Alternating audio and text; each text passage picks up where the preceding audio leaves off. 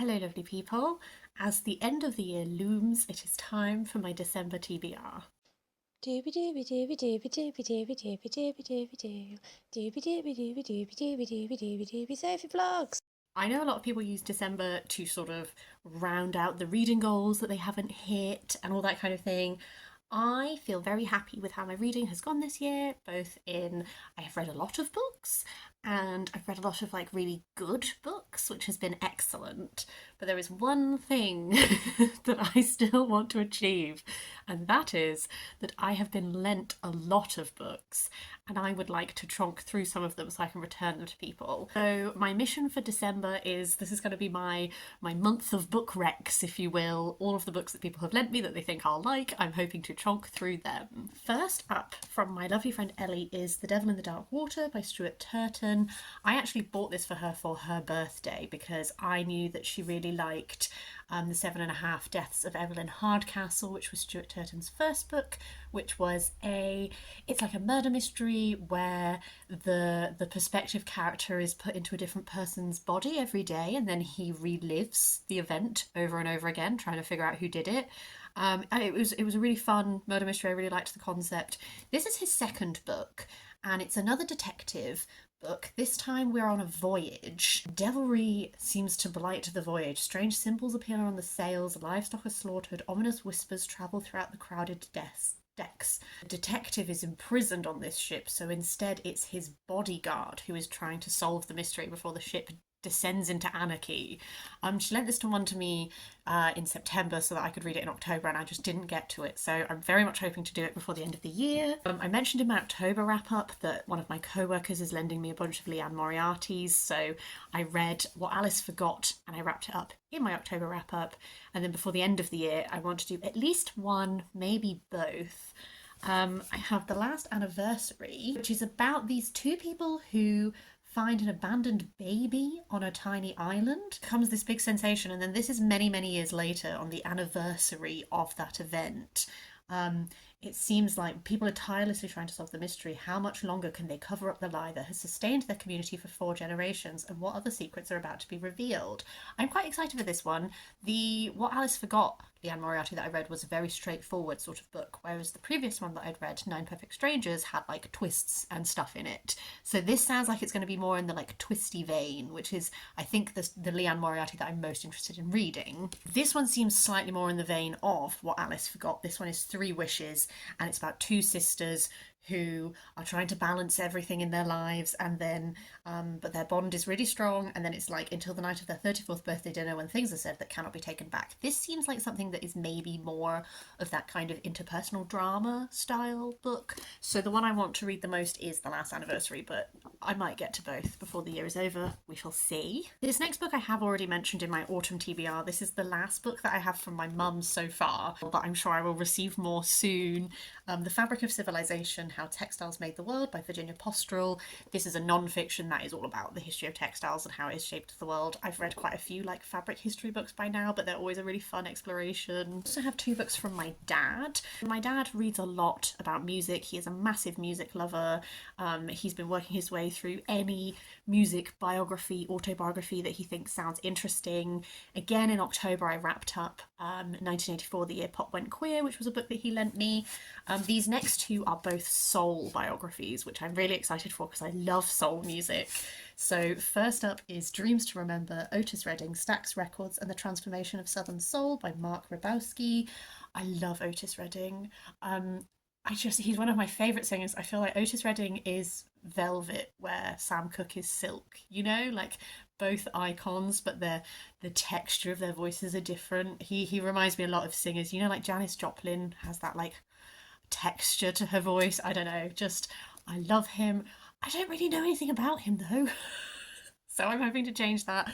And I'm particularly also interested in the development of Stax Records and the history of that, and sort of this looking at Otis Redding, but then zooming out and looking at this like moment of soul music history.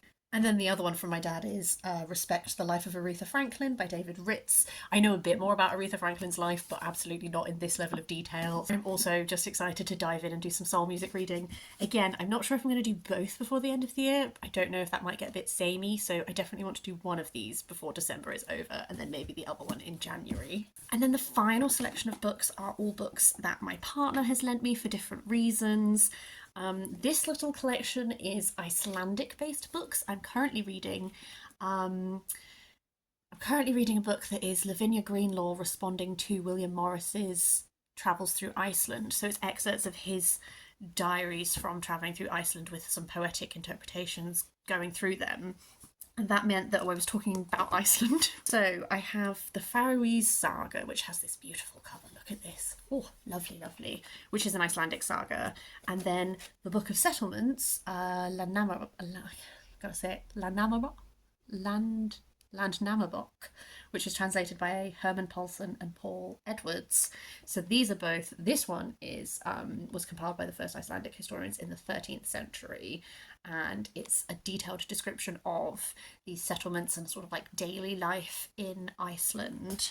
And then this one, the Faroese Saga, is translated by G.V.C. Young and Cynthia R. Clewer, which also has a really lovely little description in it that says, "Dear Terry, for the occasion of your ordination to the priesthood." So that's lovely. And then he has also lent me Keltar, which this is written in Icelandic. And he did read it. I can't read Icelandic, but it has in the back, it has like a list of words and meanings and stuff. So this is about Celtic history from an Icelandic perspective, but I don't think I'm actually going to be able to read that one. As well as that, I have Vita Nuova by Dante. This is a dual language edition that is translated by Virginia Jewiss. I've never read any Dante. I'm going to change that. I know that he wrote this about Beatrice, who is this woman that he was in love with, who also appears in his Divine Comedy, I believe, which I also haven't read. But yeah, she actually passed away, and so he wrote this after she had died. So it's all inspired by that, but it's very much in like a courtly love sort of tradition thing.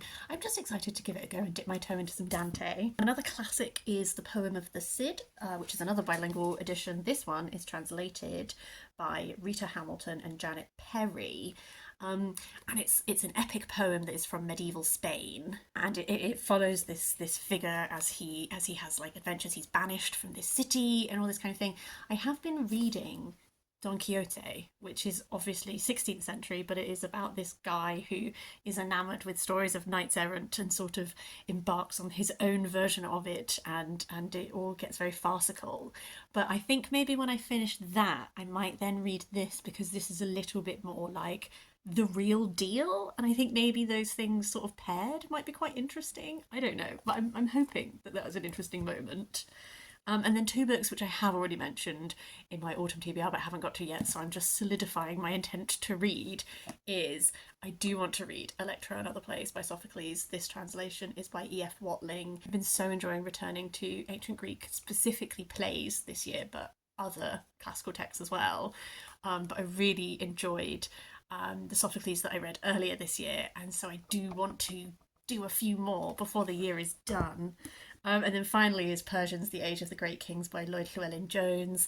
I met Lloyd Llewellyn-Jones this year at his talk for his book, The Cleopatras. I really enjoyed The Cleopatras, but I know that his specialism is Persian history.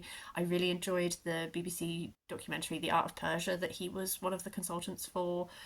So I think that this is good. I think I'm going to potentially like this more than I liked The Cleopatras, because I just think that this is going to shine, hopefully, which is because it is where his like deepest wealth of knowledge is.